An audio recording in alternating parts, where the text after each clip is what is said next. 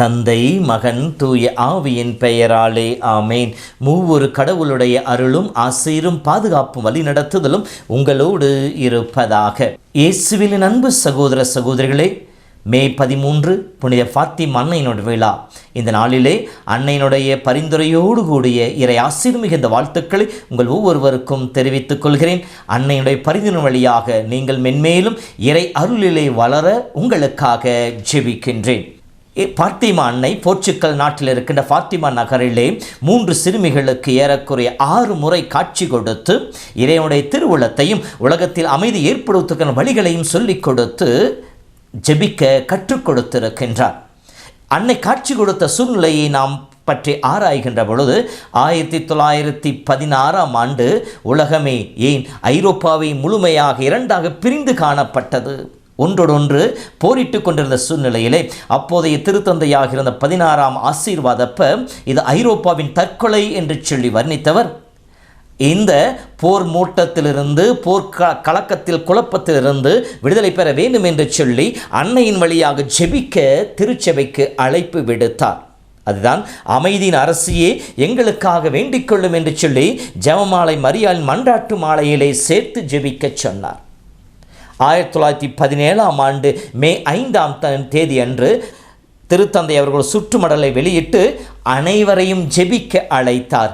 உலகில் ஒவ்வொரு மூலையிலும் நம்முடைய வேண்டுதல்களையும் வல்லமிக்க இரக்கத்தின் தாயாகிய அன்னை மரியோடு இணைந்து ஒப்புக்கொடுங்கள், ஏறிடுங்கள் என்று சொன்னார். உலகில் மிகப்பெரிய பேராலயங்கள் முதல் மிகச் சிறிய சிற்றாலயங்கள் வரையிலும், உயர்ந்த அரண்மனைகள் முதல் ஏழைகள் வாழும் குடிசை வரையும் எல்லா இடங்களிலும் இந்த ஜெபம் ஒலிக்க வேண்டும், அன்னையின் வழியாக ஆண்டவர் நோக்கி மன்றாட வேண்டும் என்று சொல்லி அழைப்பை விடுத்தார்.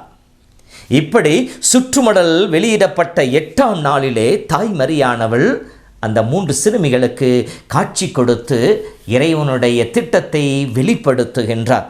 இப்படி மரியாள் காட்சி கொடுப்பதற்கு முன்னால் அந்த குழந்தைகள் தயாரிக்கும் விதமாக வான்தூதர் 2 முறை அவர்களுக்கு காட்சி கொடுத்து ஜெபிக்க கற்றுக் கொடுக்கின்றார். நற்கருணை ஆண்டவரை ஆராதித்து அவரிலே தன்னை முழுமையாக அர்ப்பணிக்க அந்த குழந்தைகளுக்கு சொல்லிக் கொடுக்கின்றார். இப்படி அவர் காட்சி கொடுக்கின்ற போது அந்த குழந்தைகளுக்கு சொல்லிக் கொடுத்த ஜெபம், என் கடவுளே, நான் உம்மை ஆராதிக்கின்றேன், உம்மை விசுவசிக்கின்றேன், உம்மை நம்புகின்றேன், உம்மை நேசிக்கின்றேன். மேலும் உம்மை விசுவசிக்காத, உம்மை ஆராதிக்காத, உம்மை நம்பாத, உம்மை நேசிக்காத மனிதர்களுக்காக உம்மிடம் மன்னிப்பை கேட்கிறேன் என்று சொல்லி ஒரு ஒப்பற்ற ஜெபத்தை சொல்லிக் கொடுத்து அதன் வழியாக தன்னையும் பிறரையும் ஆண்டவனுக்கு அர்ப்பணிக்க அழைப்பை விடுத்த வான்தூதர் மீண்டும் அவர்களுக்கு தோன்றுகின்ற பொழுது நற்கருணை பாத்திரத்தை கையில் ஏந்தி நற்கருணை ஆண்டவருடைய பிரசன்னத்தை அவர்கள் காண்பித்து ஆராதித்து துதிக்க அவர்களுக்கு கற்றுக் கொடுக்கின்றார். இந்த சமயத்திலே தான் அன்னையானவள் 1917 மே 13 முதல் அக்டோபர் 13 வரை 6 மாதங்கள் தொடர்ச்சியாக அந்த 13ஆம் தேதி லூசியா, ஜெசிண்டா, பிரான்சிஸ்கோ என்கின்ற இந்த குழந்தைகளுக்கு காட்சி கொடுத்து இறைவனுடைய திட்டத்தை முழுமையாக வெளிப்படுத்துகின்றார். இப்படி தாய்மரியான அந்த குழந்தைக்கு காட்சி கொடுக்கின்ற பொழுது அவள் சொன்ன செய்திகள் இவைதான். நானே ஜெபமாலை அன்னை என்று சொல்லி தன்னை வெளிப்படுத்தியவர் தொடர்ந்து வருகின்ற மாதங்களிலே 13ஆம் தேதி இந்த இடத்திலே வந்து கூட வேண்டும் என்று சொல்லி அழைக்கின்றார். மேலும் பாவிகள் மனம் திரும்ப வேண்டும் என்று சொல்லி ஜெப தவ முயற்சிகள் மேற்கொள்ளப்பட வேண்டும் என்று சொல்லி கேட்டுக்கொள்கின்றார். மக்கள் நரகத்தில் விழாமல் இருக்க ஒரு ஒப்புயர்வற்ற ஜெபத்தை சொல்லிக் கொடுக்கின்றார். ஓ என் இயேசுவே, எங்கள் பாவங்களை மன்னியும், நரக நெருப்பிலிருந்து எங்களை மீட்டருளும், எல்லோரையும் விண்ணக பாதையில் நடத்தியலும், உமது இரக்கம் யாருக்கு அதிகம் தேவையோ அவர்களுக்கு அவர்களுக்கு சிறப்பான உதவி புரியும் என்று சொல்லி ஆன்மாக்கள் நரகத்திலே விழாமல் இருக்க அவர்களுக்கு இந்த ஒப்பற்ற ஜெபத்தை சொல்லி கொடுத்தார். இந்த ஜெபத்தை தான் நாம் ஒவ்வொரு நாளும் ஜெபமாலை ஜெபிக்கின்ற பொழுது ஒவ்வொரு தேவ ரகசியங்களுக்கு இடையிலே இந்த ஜெபத்தை சொல்லி ஆன்மாக்களை அன்னையின் வழியாக ஆண்டவன் கரங்களிலே ஒப்பு கொடுத்து கொண்டிருக்கின்றோம். மேலும் கிறிஸ்தவர்கள் கூடி ஜெபிக்கின்ற பொழுது மக்களிடையே மனமாற்றங்கள் ஏற்படும் என்று சொல்லியும் கிறிஸ்துவை அறியாத மக்கள் இயேசுவை ஏற்றுக்கொண்டு மனம் திருந்தி வாழ்வார்கள் என்கின்ற அந்த உண்மையும் தாய்மரே சொல்லி காட்டுகின்றார். அதோடு கூட ஆலயத்திலே வந்து தலை வணங்கி கடவுளிடம் மன்னிப்பை கேட்குமாறும் திருச்சிலுவைக்கு முன்னால் மண்டியிட்டு ஜெபிக்குமாறும் அந்த குழந்தைகளுக்கு கேட்டுக்கொண்டு அதன் வழியாக நமக்கும் அழைப்பை விடுக்கின்றார். மேலும் மனிதர்கள் தீய நாட்டத்தினாலேயே இறைவனுடைய கோபம் வெளிப்பட்டிருக்கின்றது என்பதையும் இப்போது நடந்து கொண்டிருக்கின்ற இந்த முதல் உலகப் போரானது மிக விரைவிலேயே முடிவுக்கு வரும் என்பதை பற்றியும் தொடர்ந்து பாவம் செய்தால் இதைவிட பெரிய ஒரு போர் இந்த உலகிலே ஏற்படும் என்றும் அவர்களை எச்சரித்ததாக சொல்லப்படுகின்றது. இதன் வழியாக மக்கள் ஜெபிக்க வேண்டும், பாவிகள் கடவுளின் உள்ளத்தை புண்படுத்தக்கூடாது என்கின்ற ஒரு உன்னத அழைப்பையும் தாய்மரியானவள் அந்த குழந்தைகள் வழியாக வெளிப்படுத்தினார். இவ்வாறு தன்னை வெளிப்படுத்திய தாய்மரியானவள் 3 ரகசியங்களை அந்த குழந்தைகள் வழியாக இந்த உலகிற்கு விட்டு சென்றார். அந்த ரகசியங்களும் நிறைவேறியதை நம்மால் காண முடியும். முதல் ரகசியம் என்ன என்று சொல்லி பார்க்கின்ற பொழுது அன்னை மரியாள் பாத்திமாவளி சொன்னது, மக்கள் தங்கள் பாவத்திலிருந்து மனம் திரும்பவில்லை என்றால் மீண்டும் ஒரு உலகப்போர் தோன்றும் என்றும் காரணமின்றி இரவு வானிலை தோன்றும் ஒரு ஒளியே அதற்கு அடையாளமாக இருக்கும் என்றும் கூறினார். அன்னை கூறியவாறே அந்த ஒளி 1938 ஜனவரி 25 வானிலை தோன்றியது. பூமியின் வட அரைக்கோளம் முழுவதுமாக ஒளிர்ந்தது. அதைத் தொடர்ந்து 2வது உலகப்போர் மூண்டது. 2வது ரகசியம் என்று சொல்லி பார்க்கின்ற பொழுது அன்னை மரியாள் பார்த்திமேல் காட்சி அளித்த போது ரஷ்யா தனது மாசற்ற இதயத்திற்கு ஒப்புக் கொடுக்கப்பட வேண்டும் என்றும் ரஷ்யா கம்யூனிச கொள்கையிலிருந்து மனம் திரும்பிய கிறிஸ்தவர்கள் அனைவரும் ஜெபிக்க வேண்டும் என்று சொல்லி கேட்டுக்கொண்டார். திருத்தந்தை 12ஆம் பயஸ் முதலில் உலகத்தையும் 1952 ஜூலை மாதம் 7 சாக்ரோ வெஜென்டே என்கின்ற தனது தூதுமடல் வழியாக ரஷ்யாவையும் மரியாவின் மாசற்ற இதயத்திற்கு அர்ப்பணித்தார். 1984 திருத்தந்தை 2ஆம் அருள் சின்னப்பர் உலகத்தை மீண்டும் மரியாவின் மாசற்ற இதயத்திற்கு அர்ப்பணித்தார். 1990 ரஷ்யா கம்யூனிஸ்ட் கொள்கையிலிருந்து விடுபட்டது, மனம் திரும்பியது.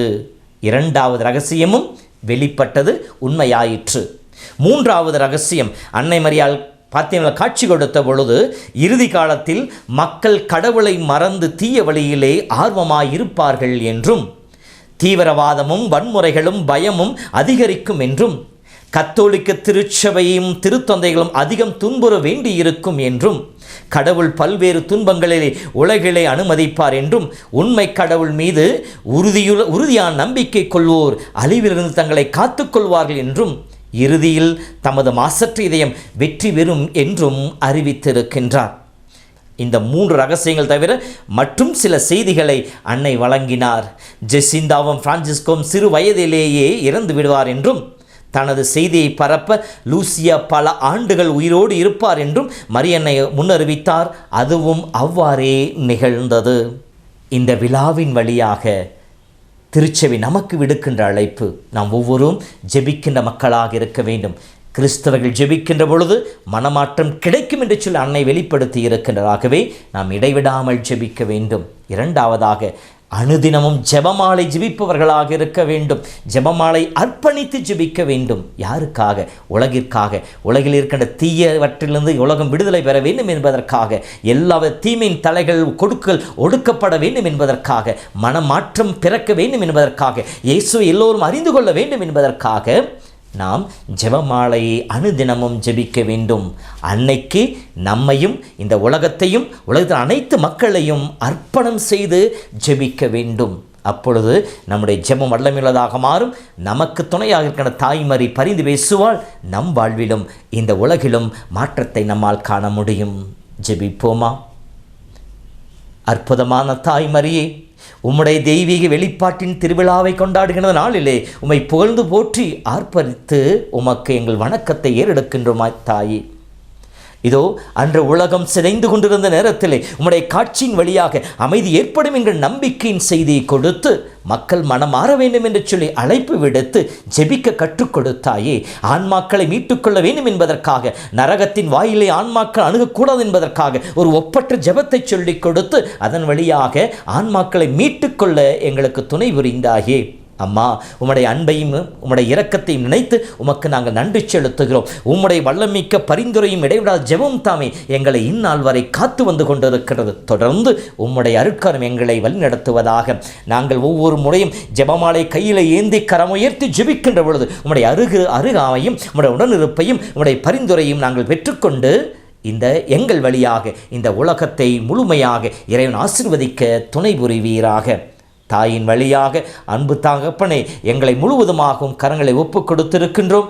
அன்னையின் வழியாக ஒரு திட்டத்தை வெளிப்படுத்தியது போல அதே தாயின் பரிந்துரை வழியாக எங்கள் ஒவ்வொருவரையும் ஆசீர்வதிப்பீராக. ஆண்டவர் உங்களோடு இருப்பாராக. எல்லாம் வல்ல இறைவன் தந்தை, மகன், தூய ஆவியின் பெயராலே ஆமேன்.